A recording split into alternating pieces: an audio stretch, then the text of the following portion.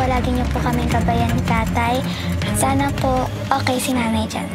Napaisip po ako, asan po yung lolo tsaka lola ko?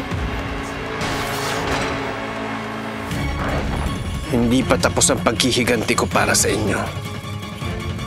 Pagbabayarin ko silang lahat.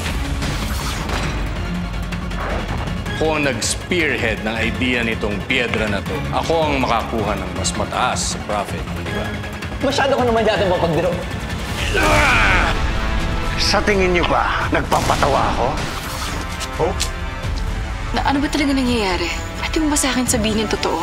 Ang taon ko siyang nakikita na minamaltrato niya ang mga samahang komunero. Kaya hindi ko na natiis at lumaban ako kay Marcos. Na sinubukan niya ako ipapatay.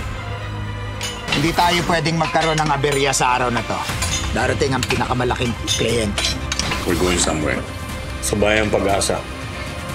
Pag hindi natin napabagsak si Marcos at ang negosyo niya, aabot ang kasamaan ni Balmores dito sa Bayang Pag-asa.